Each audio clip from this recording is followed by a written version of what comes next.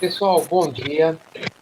As atividades foram passadas, atividade 3 e 4, tá? Referente às aulas, a aula da semana passada e essa que eu vou falar agora, que é uma coisa rápida, tá? Sobre as duas coisas que nós já vimos, né, lá nos discursos extrajudiciais, passando agora para os discursos judiciais, né? Aqui nós vamos começar a fazer a trabalhar a questão dentro do judiciário, tá? Peças judiciais. É semelhante ao extrajudicial? É semelhante, tá? Porém, é feito dentro de um processo, tá? De um processo judicial. Mas antes disso, nós precisamos saber, tá? O que vem a ser, né, a questão da numeração. Tá complicado para fazer esse negócio aqui, esse vídeo, esse fone aqui, mas vamos embora. Bora. Vocês precisam saber a questão, pessoal, da numeração, tá, do processo. Só que antes, alguém mais tem alguma dúvida sobre o que leram ou não, ou eu posso tocar? Manifestem-se ou calem-se para sempre. Pressuponho que o silêncio seja uma concordância, né? Que ninguém está tendo dúvidas, ninguém teve dúvidas no material, né? Outra situação, eu não consegui pegar, tá, o trabalho de vocês que vocês apresentaram, que está lá na faculdade, ela está fechada. Fiquei de pegar, né? Falei na outra semana que ia pegar, mas não consegui porque eles fecharam, então não tem como eu pegar lá, tá? Mas vocês podem estar revendo, foi o que eu falei, vocês podem estar revendo as matérias, né? E qualquer dúvida que vocês tiverem, só me chamar. Mas uma coisa que eu atentei, que eu já tinha visto antes, quando vocês entregaram os trabalhos, tá? Algumas, e isso daí eu já falei, tá? Alguns trabalhos, algumas peças, que não havia necessidade de colocar fundamentação jurídica, apresentação de alguns outros tipos de anexos, né? Vocês colocaram, conforme documento anexo, ou isso é conforme ao do Código Civil, né? Isso daí tem documentos, tem peças extrajudiciais que não há essa necessidade, tá? Isso daí nós já falamos em sala, né? Até acho que na última aula nós demos uma pincelada sobre isso. Tá? Mas agora nós vamos falar sobre os processos, sobre os discursos judiciais. Primeiramente, nós precisamos saber a respeito da numeração, tá? Que o CNJ, ele implantou, tá? Por meio de uma resolução, que é a resolução 65, tá? Eles implantaram o sistema de número único nacional. Tá? Por quê? Porque é para padronizar o sistema de numeração dos processos, onde será um número único válido para todo o território nacional. Tá? E cada campo do dessa numeração, ele significa uma coisa, ele significa se é justiça estadual, militar, federal, se é STJ, o que ele vem a ser, tá? E de que estado é, qual jurisdição, enfim. A partir dessa numeração que você é possível localizar, você saber da onde que é esse processo, tá? Então, ele é formado, né, como vocês podem estar acompanhando pelo material aí que eu enviei, né? Ele é composto por 6 campos, né? Onde o primeiro campo, que é a letra N, que é representado pela letra N, né? É o número sequencial do processo, tá? Vai de 1 até o último dia do ano, ok? Esse número, ele é zerado a cada virada de ano, tá? Ele é zerado a cada ano. Então, é um número sequencial do processo, tá? O segundo campo representado pela letra D, tá? São 2 dígitos, ele diz respeito ao dígito verificador do processo, tá? Até então aí, né, tem o campo da letra N e o campo da letra D, tá? Aonde isso daí, um é número sequencial do processo e o outro é o dígito verificador, tá? Também, né, é zerado a cada ano. Virou o ano, zera tanto a numeração quanto o dígito verificador. O terceiro campo, representado pela letra A, é o ano de ajuizamento do processo. Tá? Isso daí, até aqui, é fácil, tá? É tranquilo. Já o campo da letra J, tá? Que é o terceiro campo, né? Ele diz respeito ao órgão ou segmento do Poder Judiciário em que esse processo foi protocolado. Tá? Lá nós temos, né? São nove situações, né? São 9 órgãos do Poder Judiciário que é tratado isso, né? Aonde o número 1, tá? Se você tiver lá no processo lá 00520-2.2020.1, quando você tiver lá o número 1, diz respeito ao STF, tá? Aqui no Mato Grosso, Justiça Estadual, tá? É representado pelo número 8, tá? Lá você vai ter a sequência de números, o ano do 2020.8. 8 diz respeito ao Mato Grosso, tá? A Justiça Estadual, ou seja, toda a justiça dos estados e do Distrito Federal estão representados pelo número 8. Na outra sequência é o campo TR, tá? Esse campo TR, ele diz respeito ao Tribunal do Poder Judiciário. A que tribunal ele está vinculado, tá? Nós temos lá do 00, né, que são processos originais do STF, do CNJ, né, do STJ, né, e vem, né, cada número, né, é um segmento, tá? Do Mato Grosso, o Mato Grosso, ele é representado pelo número 11, tá? Nós temos lá a questão de, por exemplo, os processos da Justiça Estadual e do Distrito Federal, eles são numerados, né? Esse TR vai do 01 a 27, tá? Que é conforme os estados da Federação. O Mato Grosso, no caso, é o número 11. Então, todos os processos que vocês visualizarem na Justiça Estadual aqui no Mato Grosso, vocês vão ver depois do ano, tá? Seja 2020, 2019, vai estar 811, ou seja, 8 é o Mato Grosso, que é a Justiça Estadual, e 11, né, que é o número, que é a sequência, o código de Mato Grosso. Tá? E o campo final, né, que são os 4 últimos zeros, o campo O, né, não é zero, é O, né, ele diz respeito à unidade de origem do processo. Tá? Então, aqui, por exemplo, em Cuiabá, os processos de Cuiabá são geralmente 0041, final 41. Tá? Então, isso é a numeração do processo. Através dessa numeração única, nós podemos saber aonde está esse processo, aonde que ele está inserido, qual é a jurisdição, qual é o estado, da onde que é a origem dele, tá? Isso é importante, porque às vezes nós não sabemos de que tribunal de que processo é a pessoa.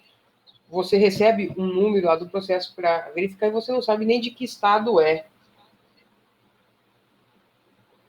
Então, isso veio padronizado, tá? O CNJ, ele padronizou isso daí. Até aqui, alguma dúvida ou não? Pessoal, podem falar, tá? Esse nosso encontro aqui é para tirar dúvidas.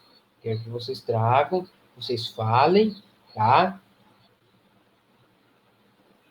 Senão não tem como, né, eu estar aqui falando e não saber se vocês leram o material ou não, ok? A primeira peça judicial, então, é a procuração judicial, tá?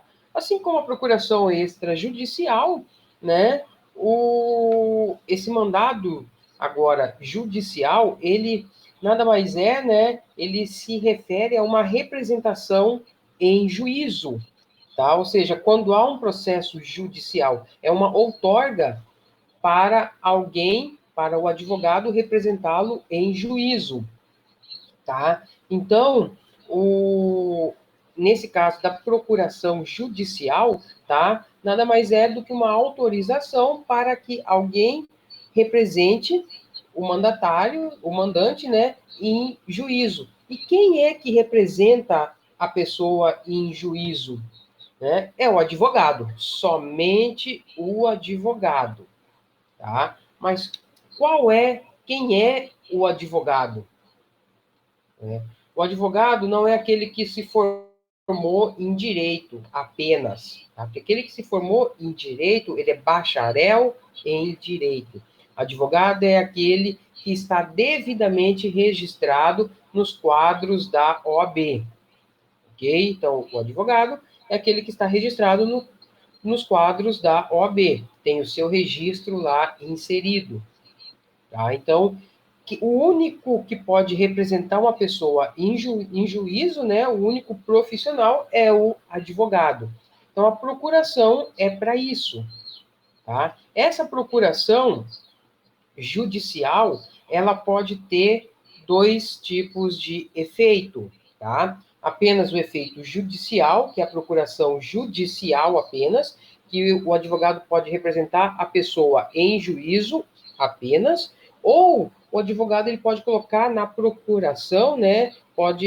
O seu cliente pode outorgar ao advogado um, poderes para que ele esteja representando a pessoa, tanto em juízo quanto na esfera administrativa. Aí nós colocamos, né, no título do processo, lá da procuração ad judicia et extra, ou seja, procuração judicial e extrajudicial. Então, é ad judicia et extra. E lá no campo, lá embaixo, tem que colocar que também confere poderes para ele estar, né, representando na esfera administrativa também, qualquer órgão do poder executivo ou legislativo fora do judiciário. Tá? Mas isso aí é outra questão que nós vamos falar mais à frente. Tá? Bem simples. A procuração, até porque vocês já fizeram uma procuração extrajudicial, né? Agora é a judicial, que é específico para o juízo, tá? Tenho que falar sobre a estrutura dela, tá? Que segue, né? Eu também estou gravando, Daniele, tá? Eu estou gravando também essa aula aqui. Se não der problema, eu consigo terminar de gravar ela, tá? Porque a outra vez eu não consegui terminar, tá? Não tem problema, tá? Mas eu vou também, estou gravando e, se possível, eu vou disponibilizar, né, essa aula também, ok? O título, tá, da procuração desse instrumento que nós estamos falando é procuração, né? Tem que estar ele tem que estar centralizado, né, com o título escrito Procuração Judicial ou Procuração ad Judicia, tá? Isso no topo, como título, tá? Os espaços regulamentares é o mesmo, tá? Entre o título e o começo do parágrafo, 8 centímetros, a margem superior 3, inferior e direita 2, a esquerda 4. Isso é padrão para todos os documentos, ok? Depois, colocado o título e seguido as margens, né, os espaçamentos padrões, as margens, né, nós vamos para a qualificação do mandante. A qualificação do mandante. Quem é mandante? Mandante é a pessoa que está sendo processada, ou é aquela pessoa que processa, ou uma terceira pessoa que eventualmente venha intervir no processo, né? Então, mandante, resumindo tudo isso que eu falei, é aquela pessoa que procura o advogado para que este o represente em juízo. Esse é o mandante, tá? Então, é o cliente do advogado, tá? É ele quem vai, né, outorgar poderes ao advogado, tá? A procuração, ela vai se iniciar com a qualificação completa do mandante, tá? Qualificação completa. E onde que está essa qualificação, né? Onde que nós vamos ver essa qualificação? Lá no Código Civil, artigo 319, tá? Do Código Civil. Lá vai estar falando, né, sobre a qualificação, né, dele, do mandante, o que tem que pôr, o que vai ser colocado, né, lá, né, para poder ter, né, essa qualificação aí, essa qualificação completa. Quer dizer, desculpa, pessoal, não é Código Civil, tá? É o Código de Processo Civil, tá? Perdão, tá? Me perdoe, eu estava com outra, né? É 319, tá? Do Código de Processo Civil, tá? É a qualificação completa deles, do mandante. O que tem que ter, né? No artigo 319 do CPC, tá? Nome completo do mandante, estado civil, se ele é casado ou não, a profissão dele, tá? RG, CPF, endereço eletrônico e o domicílio dele, tá? O domicílio dele também. Tá? Isso está lá no 319, inciso 2. São aquelas qualificações ali, tá? Nome completo do mandante, qualificação dele, o que ele faz, a sua profissão, se ele é casado, se ele é solteiro, a nacionalidade dele, RG, CPF, endereço eletrônico é de suma importância que tenha do mandante, né, que tenha o endereço eletrônico dele. Isso é uma exigência do CPC, tá?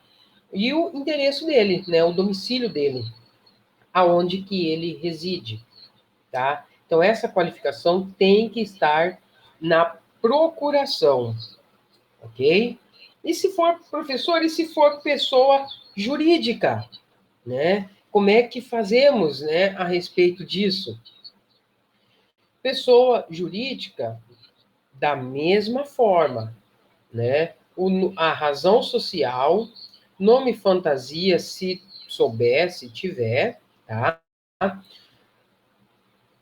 CNPJ, tá?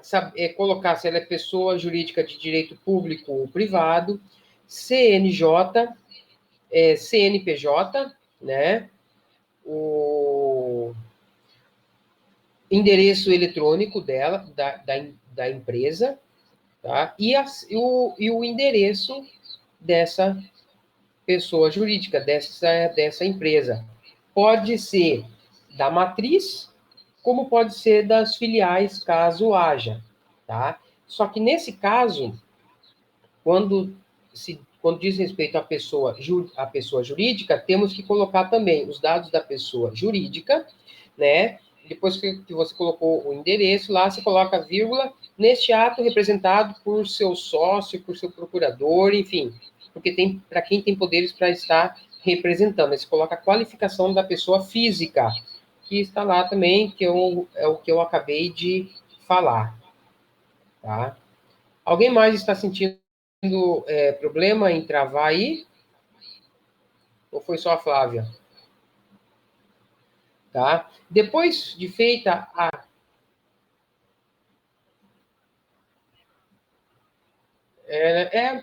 isso daí já há alguns dias, né, assim. É muita gente utilizando a internet ao mesmo tempo, né? Esse que é o problema. Mas vamos lá. Feita a qualificação do mandante, tá? Que é aquele que manda, aquele que procura o advogado para representá-lo em juízo, tá? Temos que colocar a nomeação e a constituição de procuradores, tá? Temos que fazer essa constituição de procuradores através, tá? Nós temos que colocar na procuração lá depois da qualificação, temos que colocar nomeia e constitui seu bastante procurador, né? Tem que ter esse elo, essa frase, porque essa frase é o elo entre o sujeito que outorga, ou seja, o mandante, né, com o advogado, com o outorgado, tá? Então, tem que ter essa frase, nomeia e constitui seu bastante procurador, tá?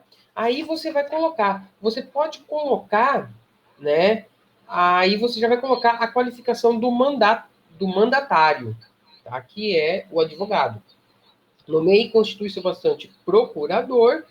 Você pode colocar a abreviação do doutor, tá? Você pode colocar a procuração do doutor, ou não, é opcional, tá? Nomeia e constitui seu bastante procurador o doutor Tiago, ou nomeia e constitui seu bastante procurador o advogado, né, tem que colocar o seu bastante procurador, o advogado, doutor Tiago, ou só o advogado Tiago, tá? A opção da sigla, né, da abreviatura de doutor é opcional, tá? Tem advogado, tá?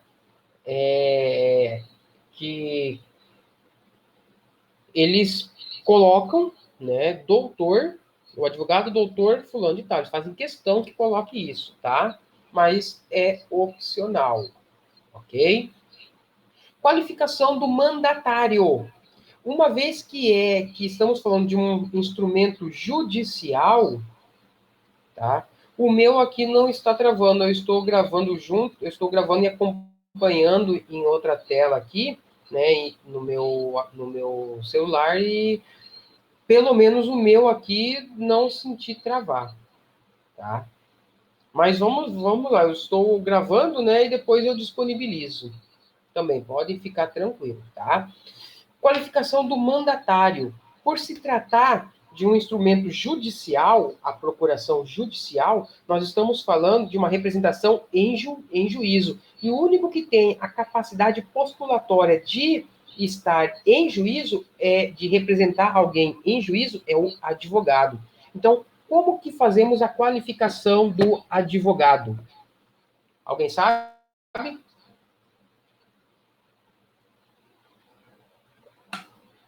Pessoal, só eu falando não dá, né? Acabou o café. Um de cada vez, pode falar aí. Como que faz a qualificação do advogado? Carla, Daniele, Flávia.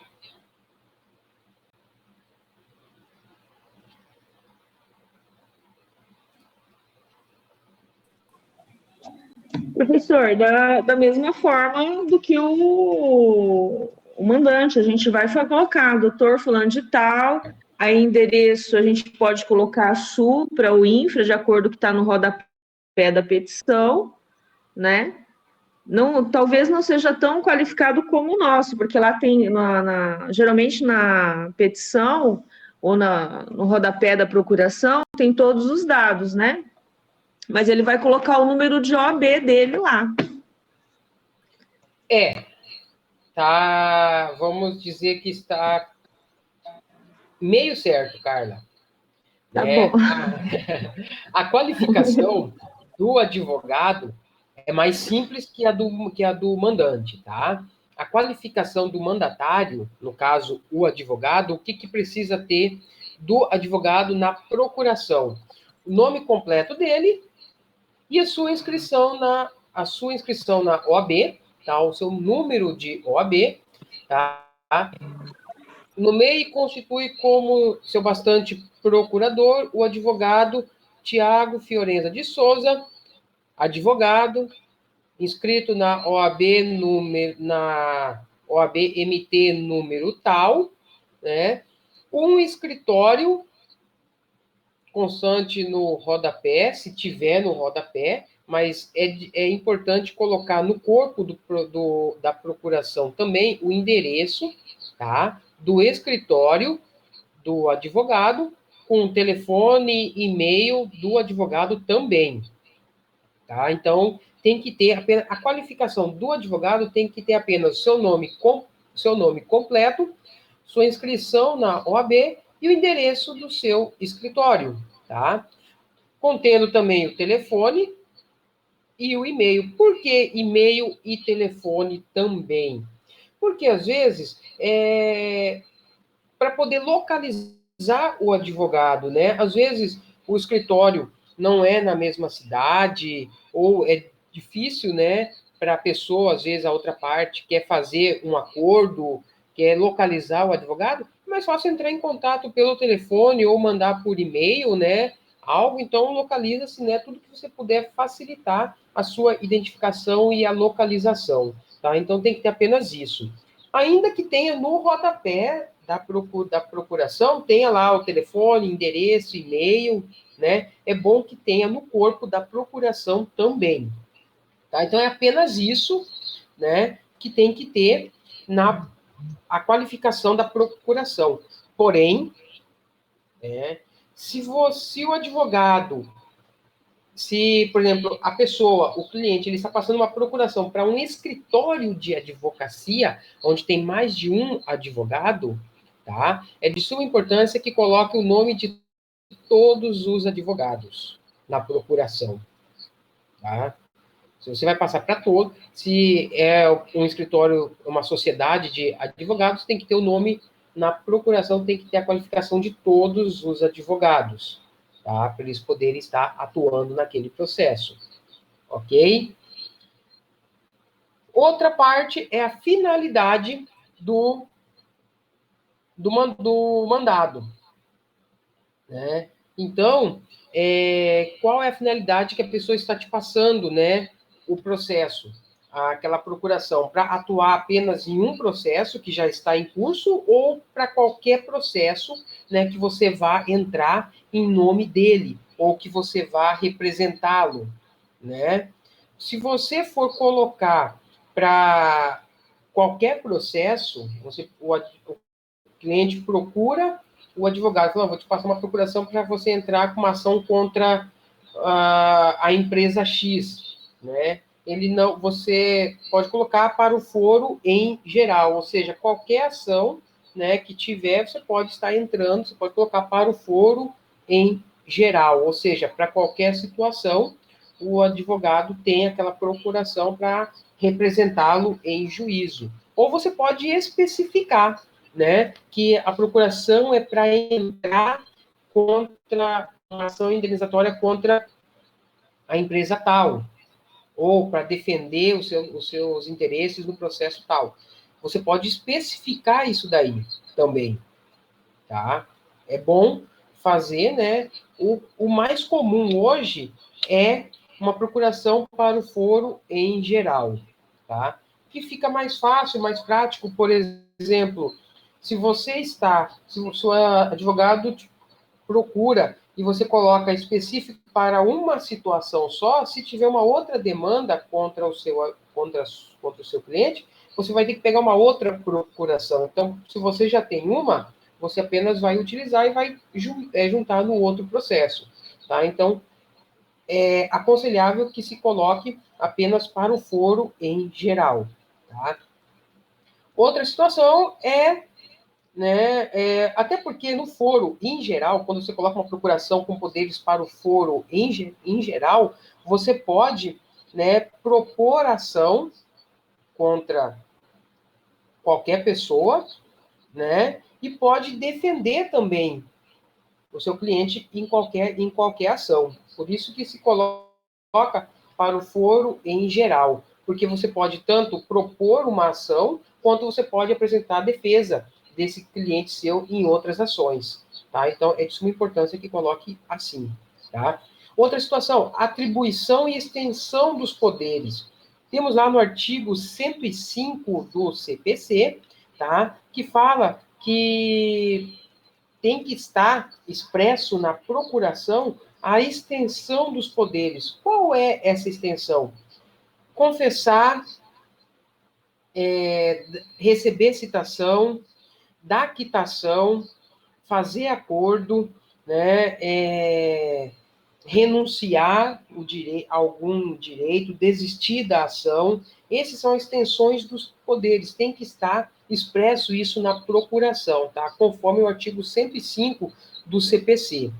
Tá? Uma situação que é importante colocar, e isso vale para todos que vão advogar aí na esfera privada, né, é colocar na procuração poderes especiais. Aconselho colocar em caixa alta, escrito poderes especiais, sublinhado, negritado, para que, a hora que o juiz veja que a frase escrito poderes especiais, tá, ele já se atentar. E você colocar que o advogado tem poderes especiais para receber e levantar qualquer valor que for depositado em favor do cliente. Por que isso? Porque se você não tiver valor, se você não tiver esses poderes especiais para levantar esse dinheiro, ou seja, para receber esses valores, uma vez que a parte contrária for pagar alguma indenização, seja depósito em juízo ou diretamente para vocês, você não vai poder receber. Vai ser depositado ou transferido para a conta do cliente. E uma vez que o dinheiro entrou para o cliente, para você receber, pode dar trabalho.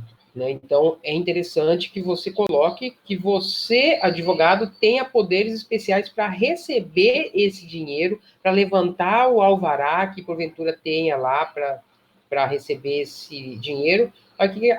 Aí, o que acontece? O dinheiro vai para a sua conta, você retira os seus honorários e passa o restante para o cliente. É mais fácil assim do que você deixar o cliente receber para depois você receber dele, né? Muitas vezes pode dar problema, né? Você pode ficar sem receber, tá? Por fim, né? Feito essas considerações aí, temos local e data para finalizar, né? E assinatura. Essa é a procuração. Falando rapidamente sobre o subestabelecimento, tá? O subestabelecimento é o instrumento pelo qual o mandatário, ou seja, o advogado, aquele que recebeu a procuração lá atrás, né, essa que nós acabamos de falar, ele transfere os poderes para uma terceira pessoa, tá? Que é o subestabelecido. Essa terceira pessoa, esse subestabelecido, ele pode ser outro advogado, como pode ser um estagiário, ok? Pode ser essas duas pessoas, essas duas figuras, o advogado ou um estagiário, tá? Ressalvando, o subestabelecimento para o estagiário, você tem que fazer com reserva de poderes, tá? Sempre. Por que isso? O que quer dizer com ou sem reserva de poderes, né? Porque se você vai subestabelecer os poderes que te passaram para um outro advogado, você tem duas opções, com ou sem reserva de poderes. Para o estagiário, somente com reserva. O que quer dizer isso, né? Subestabelecer com ou sem reserva de poderes.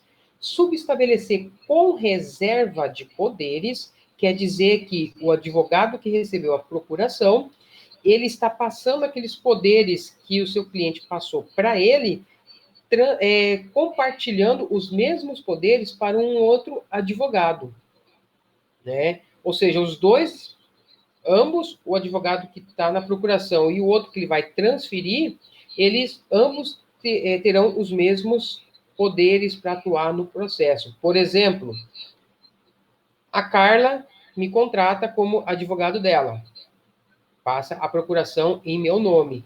E eu subestabeleço com reservas para o Kleber.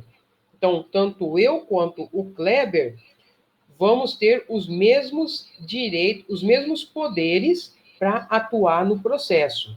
Então, isso é subestabelecer com reserva de poderes. Isso pode ser feito, esse subestabelecimento pode ser tanto para um outro advogado quanto para um estagiário. Ah, professor, o estagiário então, ele pode peticionar no processo, já que tem os mesmos poderes? Não. Ao estagiário cabe apenas aquilo que lhe é competente, conforme o Código de Ética da Advocacia. O que é? Fazer carga de processo, né, retirar o processo em carga para fotocópia, apenas isso. Ter vistas do processo ali na secretaria, apenas isso, tá? Porque peticionar é ato exclusivo do advogado, tá? Então, quando você subestabelece com reservas, você está compartilhando os seus poderes com uma outra pessoa, com um outro advogado. E se for um subestabelecimento sem reserva de poderes, né? A Carla passou a procuração para mim, e eu vou subestabelecer para o Kleber sem reserva de poderes. Isso significa que eu, Tiago, estou renunciando à procuração que a Carla me passou e transferindo todos os poderes para o Kleber, onde ele será o único que poderá atuar naquele processo. Isso é subestabelecer sem reserva de poderes, tá? O subestabelecimento pode ser total ou parcial, tá? Apenas para uma determinada situação, por exemplo, eu vou subestabelecer para o Kleber para que ele possa representar-me numa audiência. Apenas isso, eu posso colocar expressamente isso, né, para fazer uma sustentação oral num tribunal, né? Isso é parcial. Total não há, apenas faço o subestabelecimento com todos os poderes que foram atribuídos, tá? A estrutura é quase semelhante à da procuração, tá? O título lá em cima, no meio, né, subestabelecimento ou subestabelecimento judicial, mas geralmente coloca-se apenas subestabelecimento, né? Os espaços regulamentares são os mesmos, tá? A qualificação do subestabelecente, tá?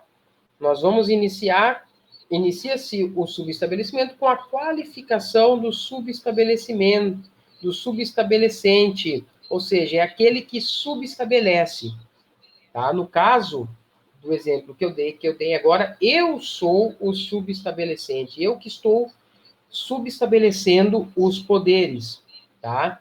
Com as qualificações.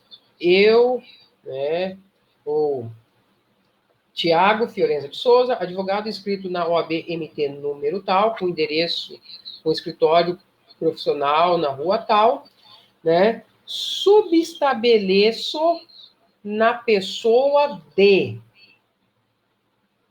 Aí eu coloco o nome do advogado ou do estagiário, no caso Kleber. Subestabeleço na pessoa do advogado Kleber, coloco a qualificação dele, a mesma qualificação feita para o advogado ou para o estagiário. Kleber, advogado, inscrito na OAB MT, número tal, com escritório, endereço tal. Tá? Então, essa é a qualificação do subestabelecido. Tá? Também a mesma qualificação do advogado normal. Tá? Feito a qualificação, nós vamos fazer a indicação de reserva de poderes, né? Qual é a reserva, né? É o que eu acabei de falar. Ou eu vou estar renunciando, ou vou estar apenas compartilhando esse subestabelecimento.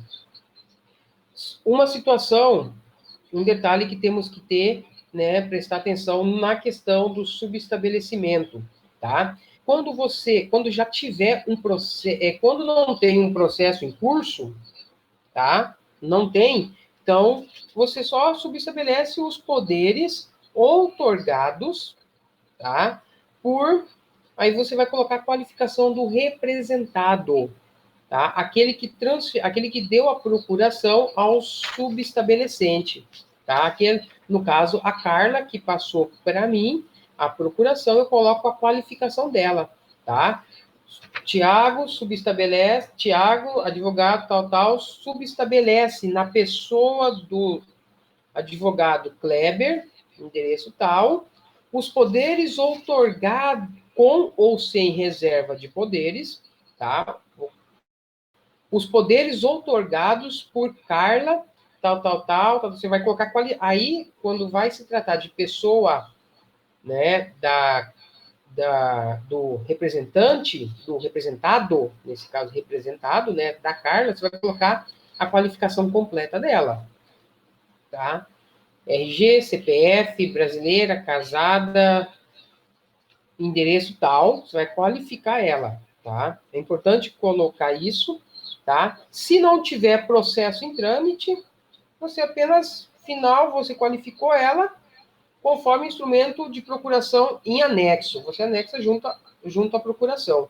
Se você vai entrar com uma ação ainda, se você vai propor uma ação, não tem uma ação, né, proposta ainda.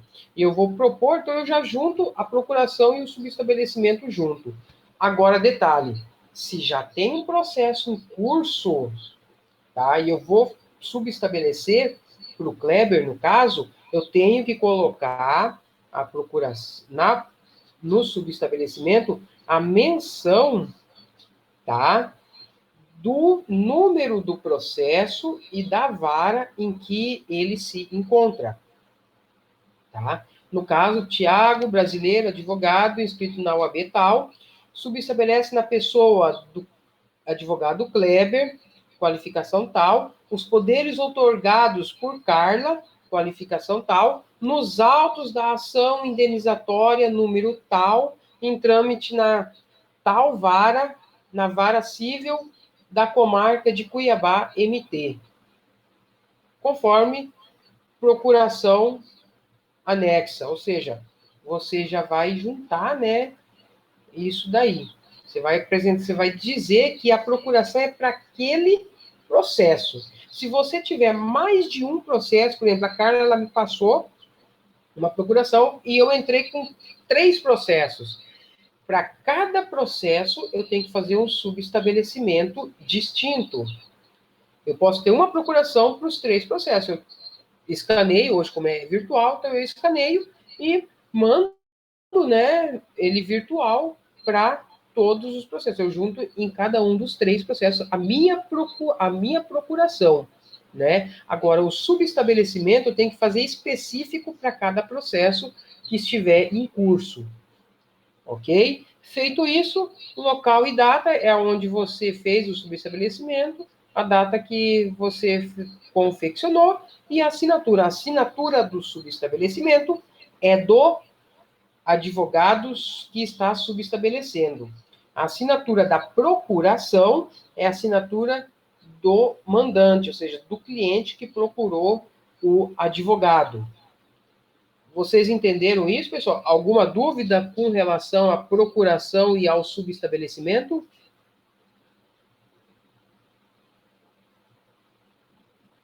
Não? Nenhuma? Não, professor, nenhuma, tá tranquilo, de boa. O senhor esmiuçou muito bem. Então, pessoal, então... Nada, que isso. É isso.